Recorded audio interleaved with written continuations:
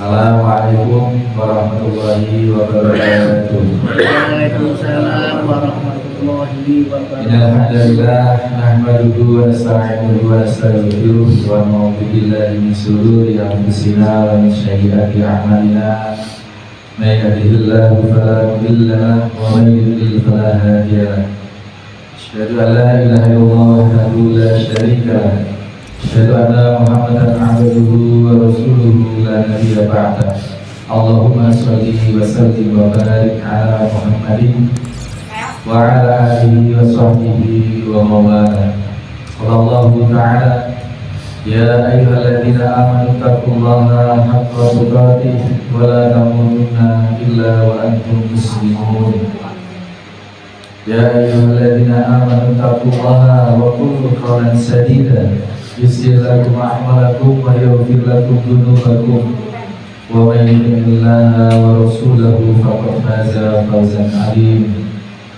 Ya ayyuhan nasu ittaqu rabbakum alladzi khalaqakum min nafsin wahidah wa khalaqa minha zawjaha wa bassa minhuma rijalan katsiran wa nisaa'a wattaqullaha alladzi tasaaluna bihi wal arham innallaha kana 'alaykum raqiba. Fa inna asdaqal hadits kitabullah ta'ala wa khairal hadi hadi Muhammad sallallahu alaihi wasallam wa sharrul umur muhdatsatuha. Hadirin hadirat jamaah kajian subuh ngaji bareng Aula Yatim Center Al-Firas Situbondo ataupun yang saat ini menyimak kajian ini dimanapun rahimani wa rahimakumullah.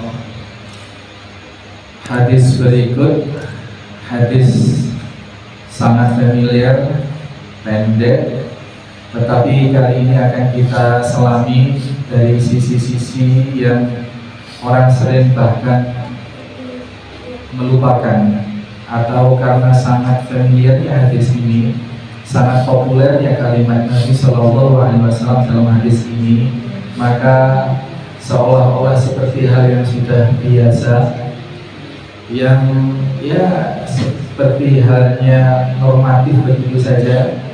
Tapi sesungguhnya bagi orang-orang yang memiliki kualitas keimanan tertentu, hadis ini sangat-sangat menggetarkan kita semua.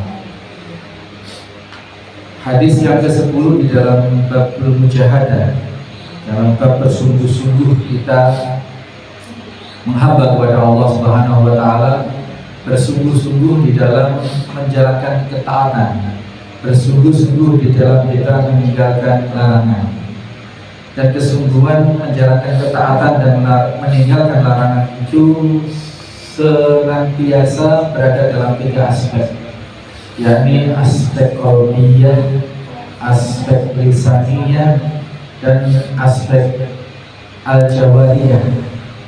Jadi dari hati, ucapan, dan perbuatan seluruh anggota tubuh kita. Taat dalam hati, taat dalam lisan, juga taat dalam perbuatan. Demikian juga tarkul ma'asi, meninggalkan berbagai macam maksiat, baik maksiat hati, maksiat lisan, maupun maksiat dalam bentuk anggota badan keseluruhannya, yakni amal perbuatan kita secara keseluruhannya. Bersungguh-sungguh dengan menyediakan diri untuk berkorban. Kalau dengan kesungguhan itu harus mengeluarkan biaya, keluarkan biaya. Kalau kesungguhan itu harus meninggalkan kenyamanan, tinggalkan kenyamanan.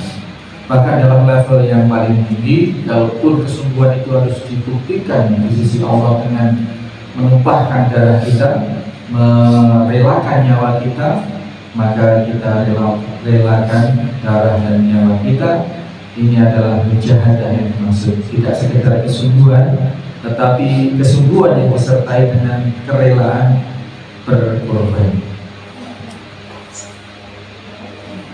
Bapak Ibu jamaah sekalian, rahimani wa rahimakumullah, hadis ke-10 di dalam bab ini tertulis di dalam keseluruhan susunan hadis kitab Riyadhus Shalihin adalah 104.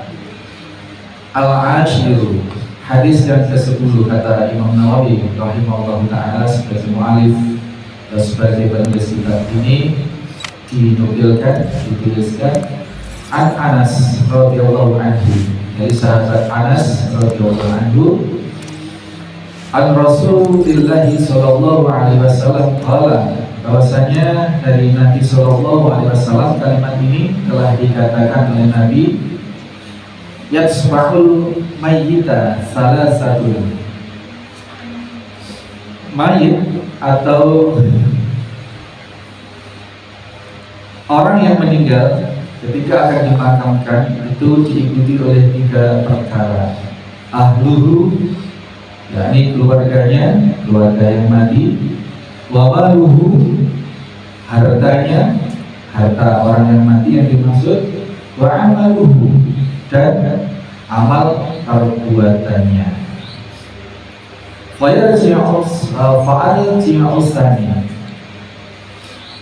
Fa'al-ji'usnani wa yabqa wahidun. Yang 2 itu kembali, maka yang 2 kembali maksudnya tidak ikut masuk ke dalam kubur, sedangkan wa yabqa wahidun, yang kekal, yang ikut, yang turut itu adalah 1 hal. Jadi ada ahluhu wa maluhu wa amaluhu, 3, yang 2 balik, yang 1 kembali. Yang 2 kembali, yang 1 tidak. Yarji'u ahluhu wa maluhu, yang pulang itu, yang balik, tidak ikut masuk ke dalam kubur adalah keluarga dan harta. Wa yabqa amaluhu, yang tinggal, kekal, yang mengikuti terus masuk ke dalam liang kubur, timbun tanah, adalah amal perbuatannya. Muttafaqun alaih. Ngeri.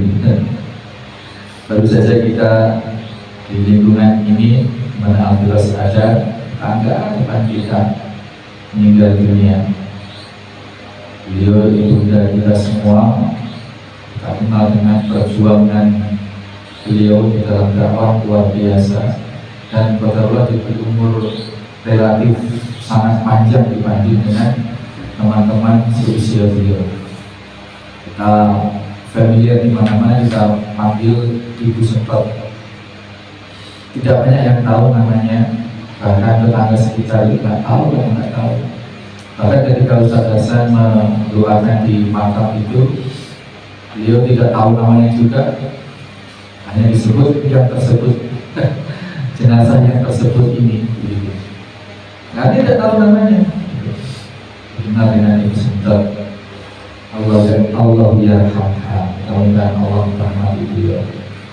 Ini dan sudah lazim secinta-cintanya keluarga, Bapak sekalian, kalau keluarganya meninggal, orang yang paling sayang sekalipun, yang pertama kalau sudah meninggal tidak terbesit sedikit pun di dalam benak orang yang paling dicintai dan dicintai itu untuk menahan mayit atau jenazah itu ketika sudah meninggal untuk tetap tinggal di dalam rumah. Pasti refleks pertamanya langsung berpikir ini dimakamkan di mana, apa dibawa pulang ke Bojonegoro kampung halaman. Maaf Pak Cito, Bojonegoro dari Pak Cito sini, apa dibawa pulang ke Banyuwangi saya, ataupun dibawa pulang ke ini Jawa, di bumi Allah. di Uluwatu atau dimakamkan di sekitar sini. Orang yang paling mencintai dan dicintai, taruhlah di sini istri, anak-anak, pasti refleks pertamanya seperti itu. Tidak ada terbersih, wah ini biarlah di sini. Saya bersamanya terus, tidak usah dimakamkan. Dan pasti orientasinya langsung dimakamkan. Ini orang yang paling cinta dan dicintai dan mencintai, apalagi orang-orang di luar lingkaran itu, ya pastilah. Asalkan masih waras, ya pasti pikirannya ya bagaimana ajaran agama kita kalau orang meninggal itu secepatnya. Ada 3 hal yang harus dilakukan dengan segera di dalam Islam itu. 1, menguburkan jenazah kalau sama itu disyariatkan, dicepatkan. Makanya di beberapa tempat yang kondisional, meskipun malam ya dimakamkan itu. Ada lingkungan tertentu yang sudah paham, itu menyediakan perangkat bagaimana kalau ada orang meninggal malam, kalau keluarganya minta dimakamkan malam, siap. Jadi siap dengan sarprasnya, dengan lampunya, dengan timnya, itu siap. Kalau memang keluarga menghindari dilangsungkan malam, siap jam berapa pun. Itu yang terbaik, karena memang mengikuti ajaran masyarakat Islam. Tidak disyariatkan kalau orang meninggal itu sengaja ditahan, sengaja berapa sampai ada loh sampai berhari-hari. Di kampung saya dulu, saya masih sekolah itu di sebelah pasar, di pasar itu orang Tionghoa itu sampai hampir 1 minggu kalau nggak salah. Nggak tahu berapa hari, pokoknya setiap hari itu masih ada di situ. Dimasukkan peti, dikasih lilin-lilin begitu.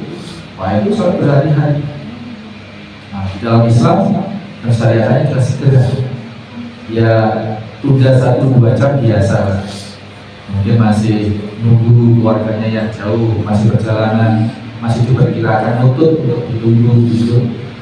Kalaupun harus ditunda itu paling-paling ya hitungan jam, tidak sampai hitungan hari, itu tidak sampai ada orang meninggal pagi dimakamkannya besok pagi lagi, tidak mungkin. Belum pernah ketemu ya Pak, belum pernah.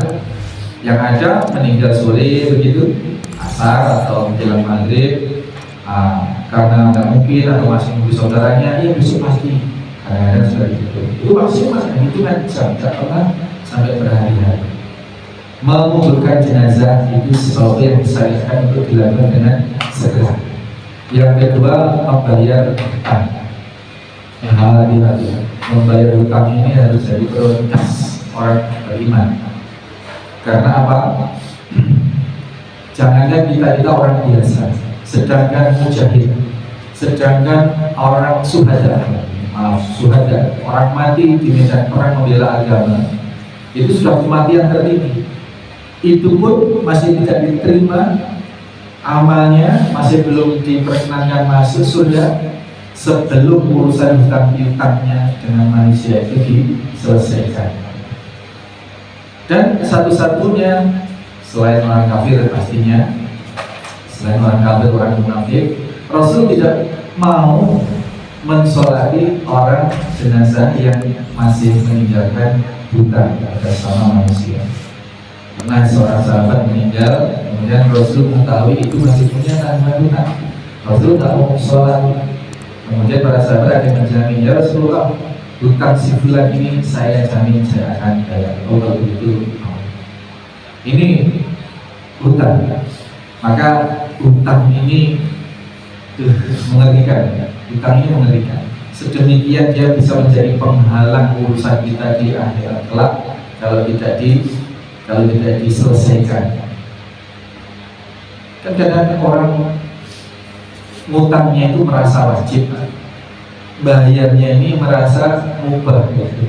Bahkan kalau ditagih itu malah lebih sangar yang ditagih sama yang nagih. Sering-sering seperti itu. Maka kenapa urusan hutang ini memang luar biasa menjadikan kendala kita kelak di akhirat. Maka kalau boleh saya agak curhat dikit, salah satu agenda dalam hidup saya sebelum meninggal, saya itu bermohon pada Allah, ya Allah, temukan saya dengan orang-orang yang saya masih punya tandingan dan saya bisa menyelesaikan itu sebelum meninggal. Kalaupun saya lupa, ingatkan dengan caramu ya Allah. Kalau saya belum mampu, usahakan minta pertolonganmu untuk dimampukan untuk bisa menyelesaikan urusan apapun itu namanya yang masih menyangkut hakul adami. Karena itu berat banget. Kalau kita dosa kepada sesama manusia, kepada Allah, tobatnya kan gampang. Kita menyesal benar-benar, kita berjanji tidak mengulangi, kemudian kita menyusuli dengan perbuatan-perbuatan yang baik, selesai di hadapan Allah. Dosa sebesar apapun, kemusyrikan sekalipun kalau ditaubati, Allah masih menerima taubat sebelum matahari terbit dari barat dan sebelum nyawa sampai di kerongkongan. Tapi kalau dengan hakul adam, dengan urusan dengan sesama manusia, ini yang harus diselesaikan sebelum meninggal dunia, karena akan menjadi urusan kelak di akhirat.